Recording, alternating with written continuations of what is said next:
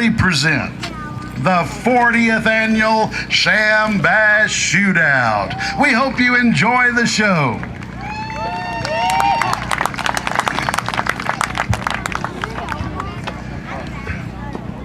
A brave man reposes in death here.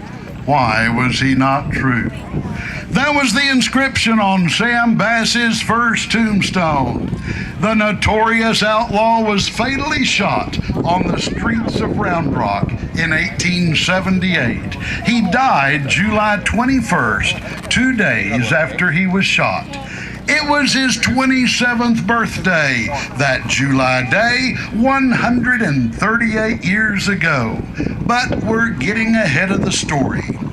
Born in Indiana, Sam Bass was orphaned at an early age.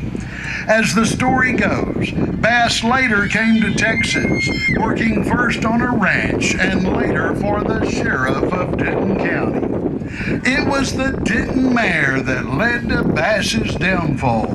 He raced that mare all over Central Texas, gambling and carousing. Business ventures from gold and silver mining to hauling freight were all unsuccessful, and Bass and his friends took up stagecoach robbing, an activity that turned out to be much more exciting.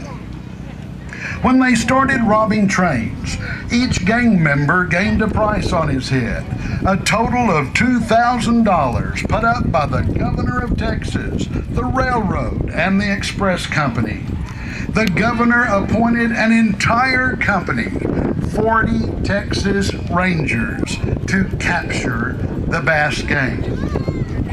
Hunted up and down north central Texas, several members of the gang were killed until there were only 4 left: Sam Bass, Seaborn Barnes, Frank Jackson, and Jim Murphy.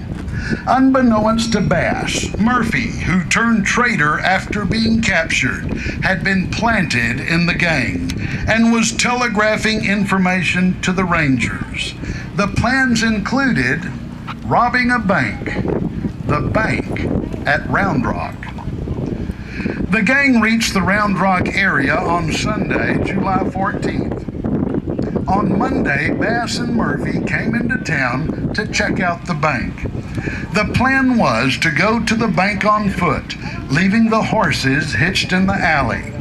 They were going to rob the bank on Saturday, just at closing time, when Bass figured all the businessmen would have deposited their money. And that brings us to the events of that historic day in Round Rock. It is a peaceful, ordinary day. No one suspects that in just a few minutes, gunfire will ring through the streets. People are going about their business as usual. Why, look over there. There comes a farm family into town to pick up their supplies. Bet they buy the kids some licorice, too. And hey, look over there. There's Henry Koppel on the porch of his general store. Simon Jude is sweeping the porch. It looks like they're passing the time of day with some of the fellows. Now there are some Rangers in town. Major John B. Jones had gotten Murphy's letter about the planned bank robbery, and he has some men out looking for the Bass gang. He has also warned the bank of the robbery plan and has sent for a contingent of Rangers. He is determined to stop Sam Bass right here in Round Rock. As the Rangers exit from the store, Jones says to his men, "Connor, you, Harrell, and Ware stay in the business district but out of sight.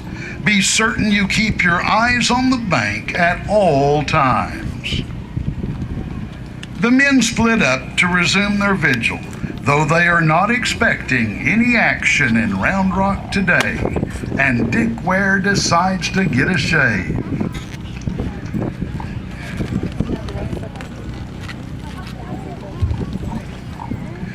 Jones and Moore now meet the deputy sheriff of Williamson County, A.W. Grimes, and Albert Highsmith, owner of the local livery stable.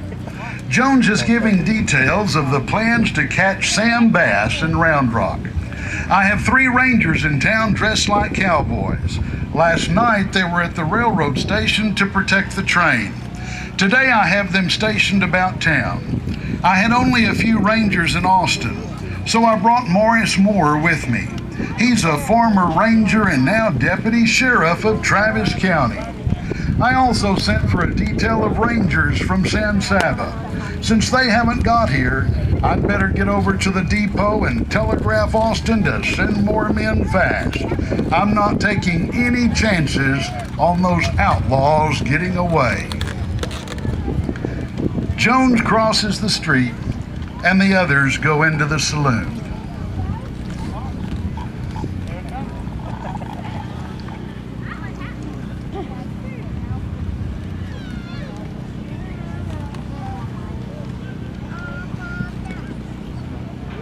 Well, it looks like the saloon girls are taking a break. If we clap loud enough, maybe they'll perform a number for us.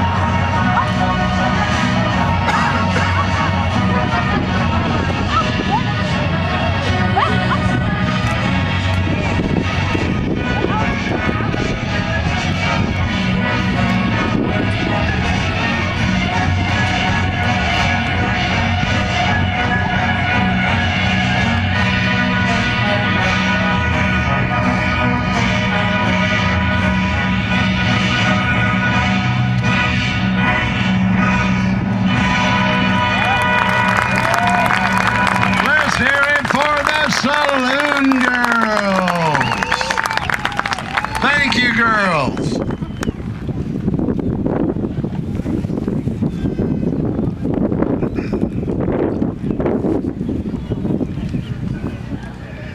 Deputies Moore and Grimes have come out of the saloon and are talking about seeing no signs of action in Round Rock today. 3 strangers come walking down the dusty way, unnoticed in the stifling heat. On their way to Koppel's store to buy tobacco, they are walking casually, talking to each other, and giving no hint at all of their true identity. To any passerby, they are just 3 ordinary men on their way up the street.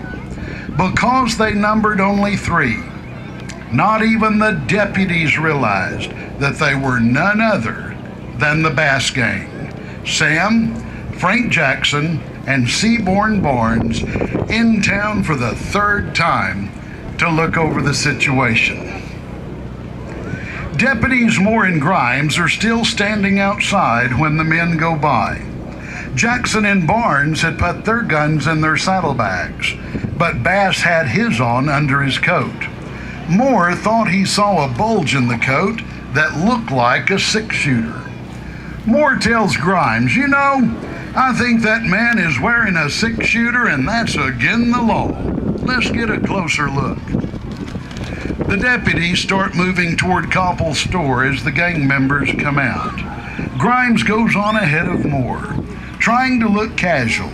Moore starts whistling and jams his hands down in his pockets.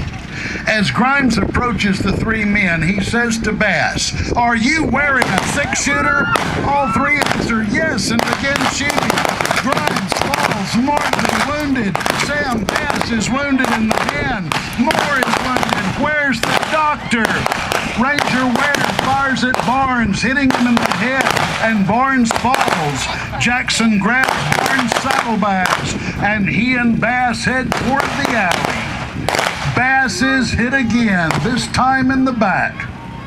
In the alley, Jackson helps Bass onto his horse, and they ride away with Jackson half holding the wounded Bass on his horse. The townspeople are agog. Women and children are screaming as the gunfire subsides, and lawmen pursue the would-be bank robbers. The word spreads quickly. Sam Bass. It had been Sam Bass and his gang, and now they said Bass is fatally wounded. It had just taken a few minutes, but those few minutes were all it took to put Round Rock on the map, to be known forever in song and legend as the place where Sam Bass had finally met his end. Thank you, ladies and gentlemen.